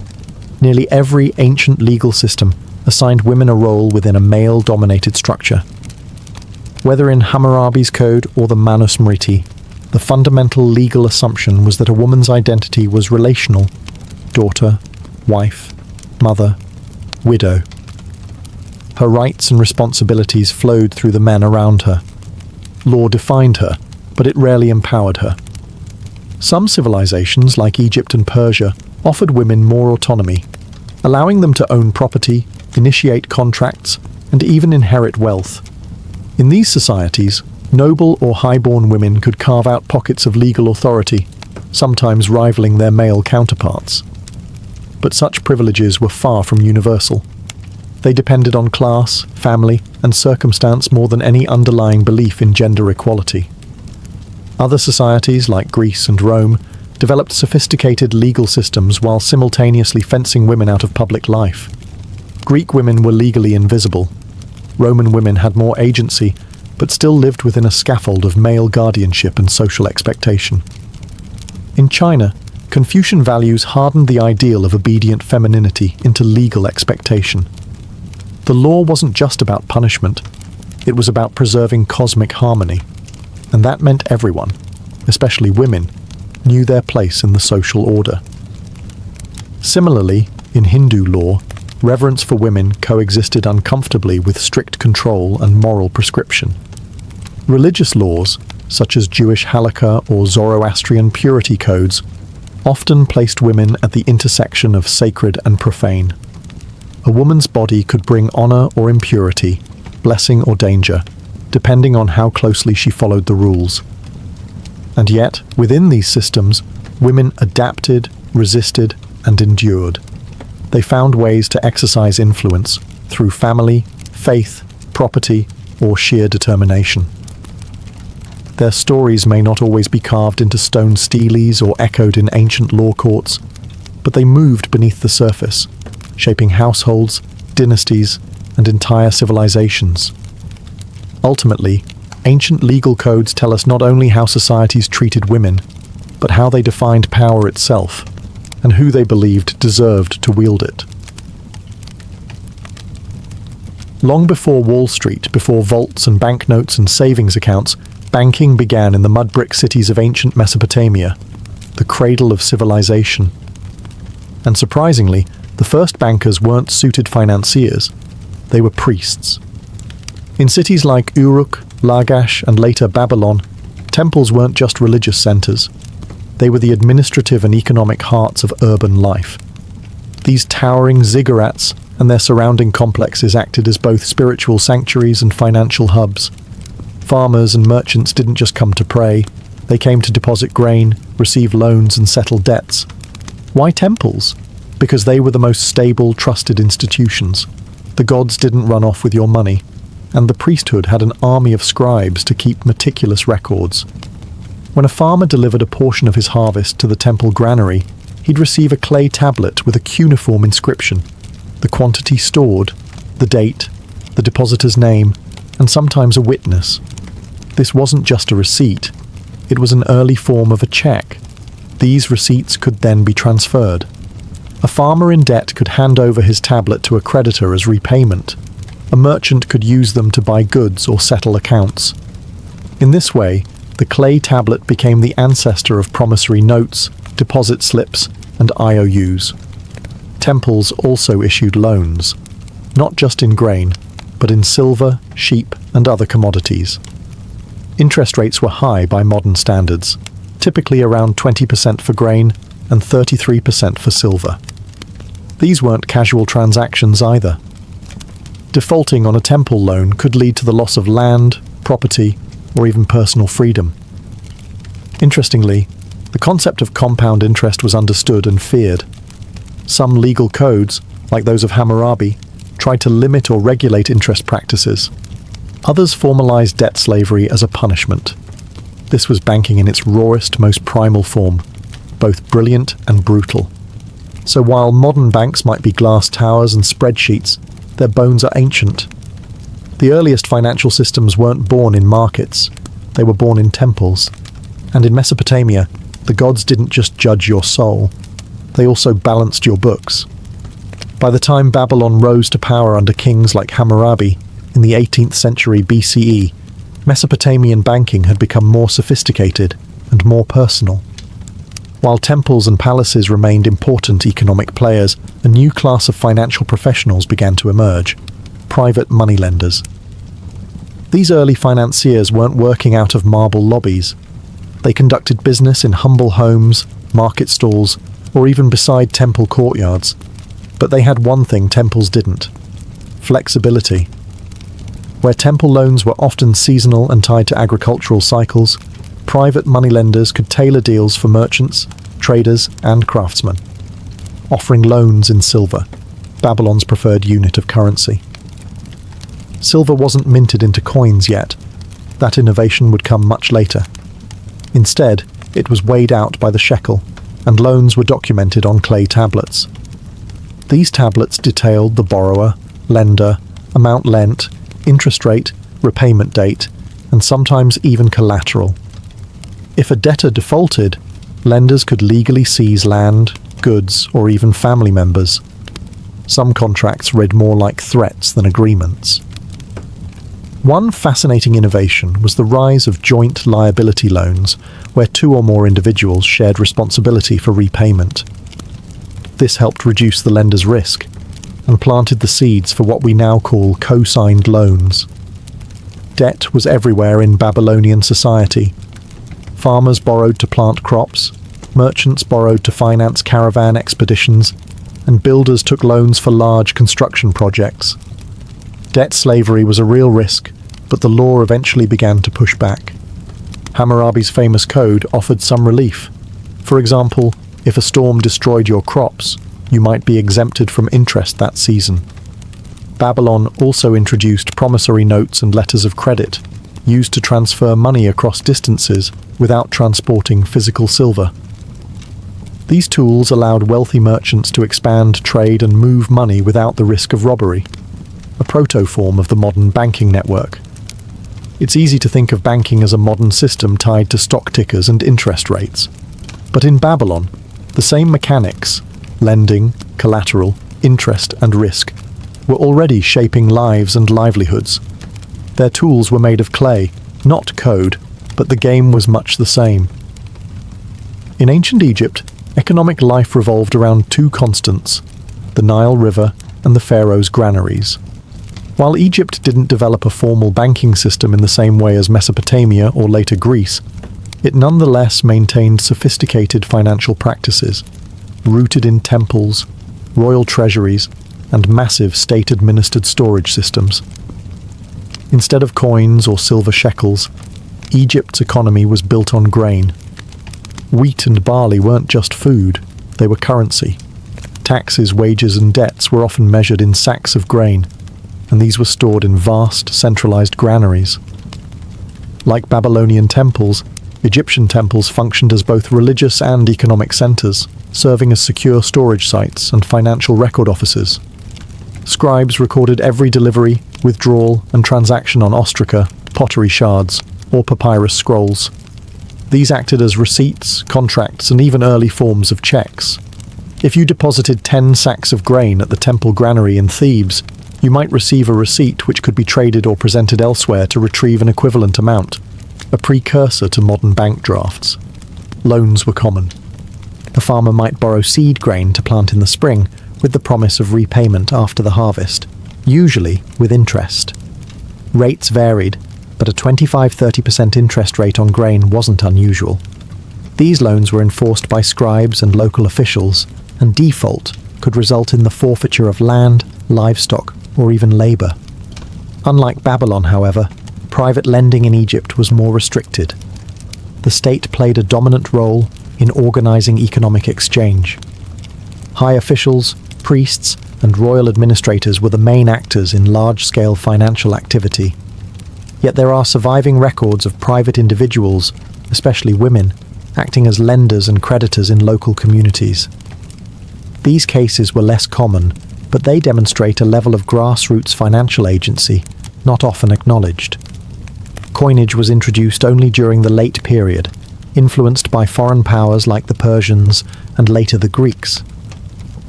But even then, Egyptians preferred grain and barter systems over metal money. Proof that a functioning economy doesn't need coins, just trust, storage, and records. So while Egypt lacked the sleek columns of a Roman bank or the aggressive contracts of Babylon, it ran a tight temple-based economy built on grain, writing, and bureaucracy, and laid the groundwork for financial infrastructure that lasted thousands of years. With the rise of city-states like Athens and Corinth in the 5th century BCE, ancient Greece introduced two financial revolutions, the minted coin and the money changer. Unlike Mesopotamia or Egypt, where grain and silver were the dominant currencies, the Greeks embraced metal coinage as a public standard, stamped, regulated, and guaranteed by the state. This shift created a new class of financial professionals, the trapezitae, named after the trapeza, or table, from which they worked in the bustling agora. These men functioned as money changers, deposit takers, lenders, and sometimes outright financiers. They exchanged foreign coins, held money for safekeeping, offered loans, and even kept accounts for their clients, a rudimentary form of checking. Need to send money to another city-state? No problem. The trapezites could issue a written draft, allowing merchants to avoid travelling with heavy, theft-prone coinage. If that sounds like a bank transfer, that's because it was, albeit with more sand and fewer algorithms. Lending was a huge part of Greek banking. Interest rates were generally high, especially for risky ventures like maritime trade. Some loans carried 100% interest, justified by the danger of shipwreck, piracy, or storm. These were backed by maritime contracts, which included details of the cargo, route, repayment, and collateral. If the ship sank, the loan was voided.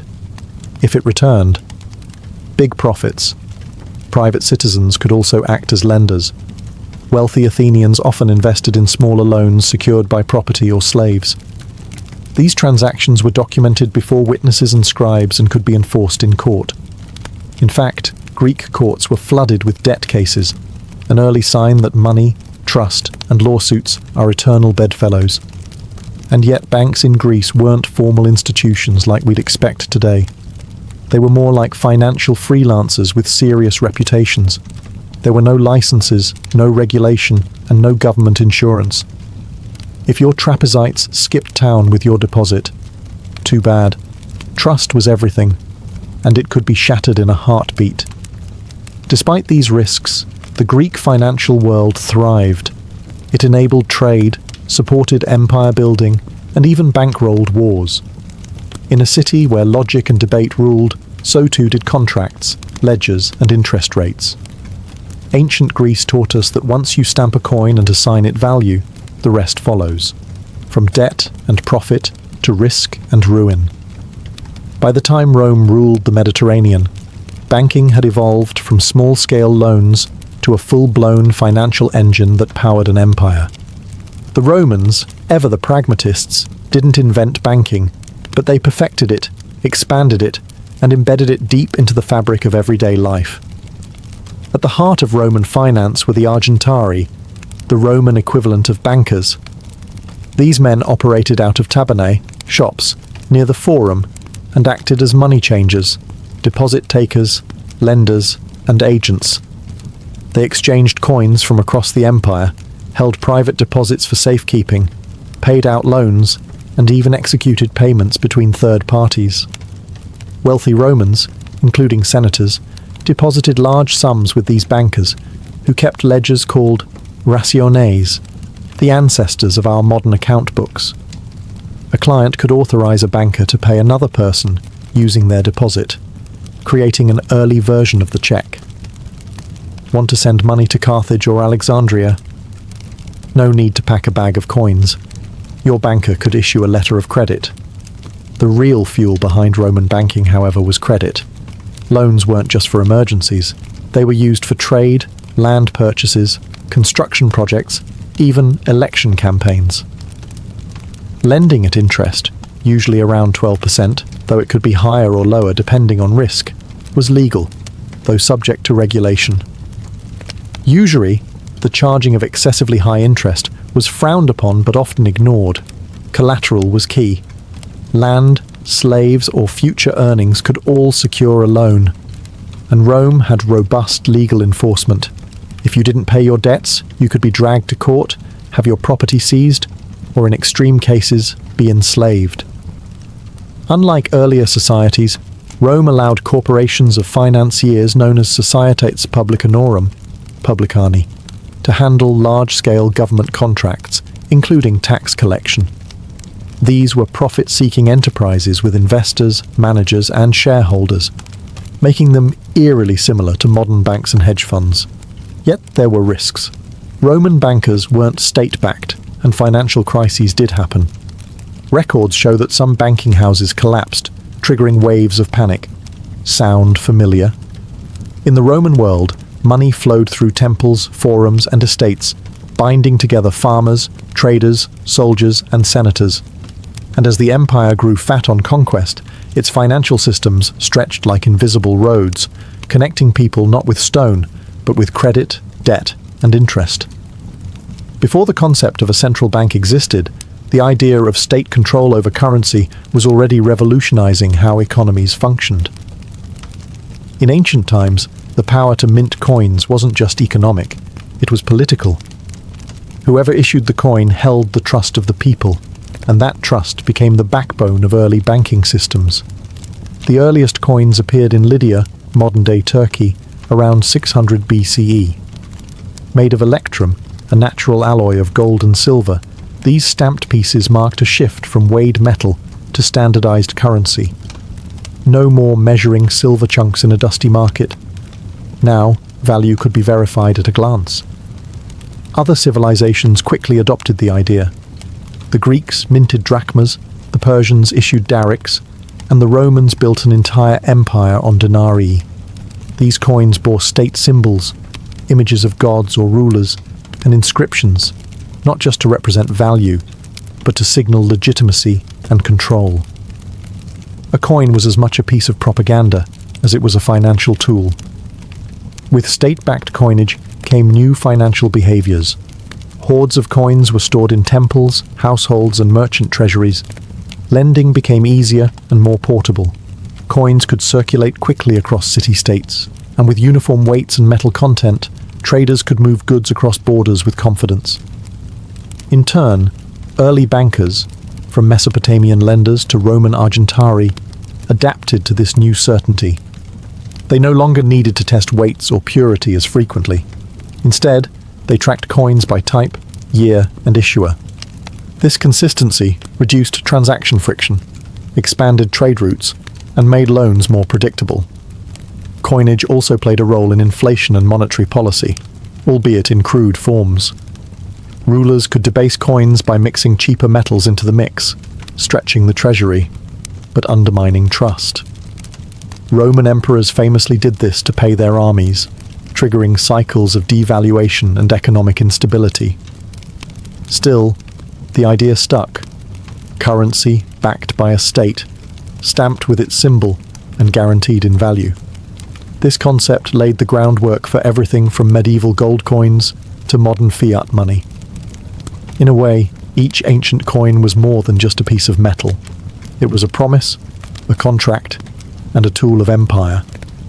It told you not only how much something was worth, but who had the power to decide. In the ancient world, the line between faith and finance was often thin, if it existed at all. Temples didn't just serve the gods. They also served as the earliest safe deposit boxes, banks, and loan offices. Why? Because people trusted the gods far more than they trusted kings, merchants, or wandering moneylenders.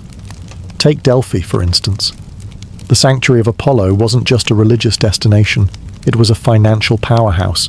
City-states stored war funds there, wealthy individuals deposited fortunes, and treasuries were built within temple precincts. Religious centers like Delos, Ephesus, and Jerusalem also acted as de facto banks, offering security, prestige, and scribes who kept careful records. A vault under divine watch was seen as safer than any home or fortress. These temples played several financial roles. They held deposits, issued loans, and in some cases even collected interest. In Mesopotamia, as early as the 3rd millennium BCE, temple priests oversaw lending systems where borrowers repaid with grain or silver. In Egypt, temple granaries stored wealth, issued receipts, and facilitated trade. In Greece and Rome, temples frequently held public funds, safeguarded spoils of war, and underwrote construction and festivals, all under the sacred seal of a deity. And temples weren't just passive vaults, they actively lent money. In Athens, for example, the Temple of Athena on the Acropolis loaned silver to the state at interest to fund major public works.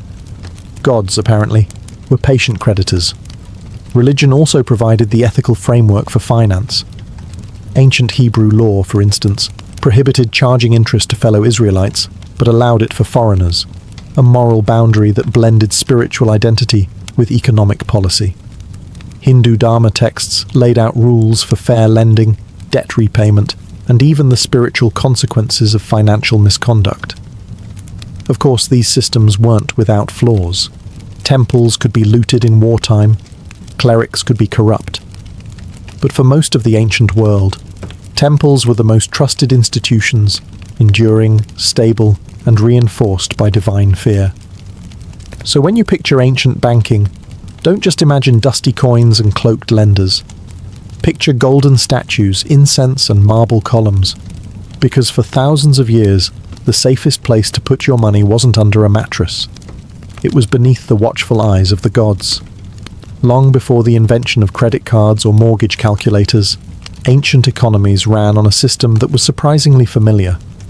Borrow now, pay later, with interest. Whether you were a Mesopotamian farmer, a Greek merchant, or a Roman senator, if you needed capital, you went to a lender. But the ancient rules of lending were often harsher, and the consequences of default far more personal. Interest wasn't just allowed, it was expected.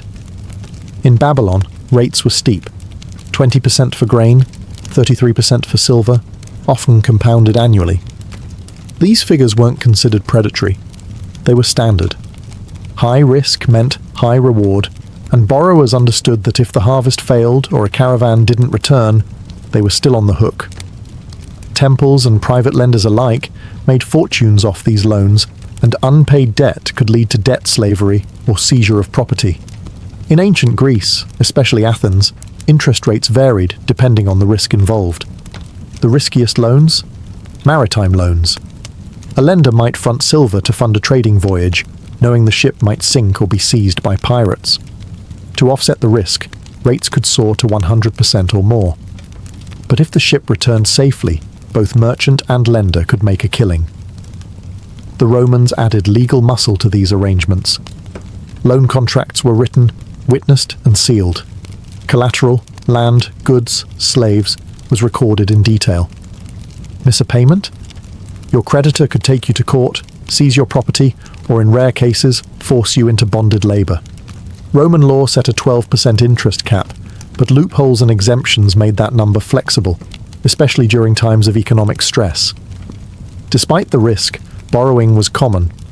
Farmers borrowed seed, merchants borrowed to buy goods, politicians borrowed to fund their campaigns.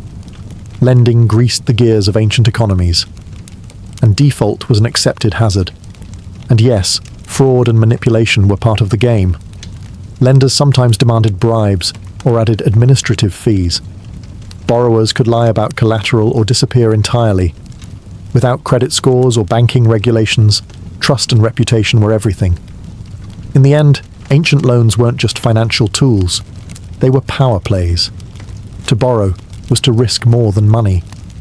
It was to stake your land, your freedom, sometimes even your family, on the chance that tomorrow would be better, or at least profitable.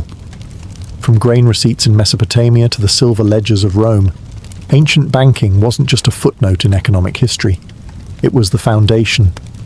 These early systems of deposits, loans, interest, and financial record-keeping didn't just fuel local trade. They quietly shaped the architecture of global finance. At the heart of every ancient banking system was the same challenge we face today: trust. Could people trust that the weight of silver was fair? That the grain in the temple granary wouldn't spoil or vanish? That the lender wouldn't disappear with their deposit? And out of that trust, or the desperate need for it, rose record-keeping, contracts, and ultimately institutional finance. The innovations were astonishing for their time. Ancient Babylonians developed loan contracts with fixed interest, repayment terms, and legal witnesses, all inscribed in cuneiform. Ancient Greeks pioneered letters of credit, allowing funds to be transferred between city-states without carrying coins. The Romans created bankers' associations and formalized debt enforcement in civil law, building a financial system that could stretch from Britain to Syria. Even today, echoes of ancient banking remain. The modern check evolved from Mesopotamian clay receipts. The concept of collateralized loans is rooted in Babylonian and Roman practices. Central banking and monetary policy trace their ancestry back to rulers who manipulated coin purity or temple wealth to fund armies and public projects. And what about regulation? Well, it turns out, ancient societies understood financial crises all too well. In Babylon, kings periodically declared debt forgiveness to prevent social collapse. Roman emperors sometimes imposed interest caps to curb predatory lending. These weren't just economic decisions. They were political acts aimed at keeping society balanced and stable. But perhaps the greatest legacy of ancient banking is the realization that finance is not new. The tools have changed. Clay tablets became spreadsheets, silver shekels became digital currencies. But the fundamental human behaviors remain: risk, ambition, trust, fear, and the hope of gain. The next time you log into your bank app or swipe a credit card, remember, you're not doing anything new. You're participating in a system that began with scribes in temples, coins stamped by kings, and farmers betting their harvest on a better season. And it all began with a simple idea. Sometimes, to build the future, you have to borrow from it.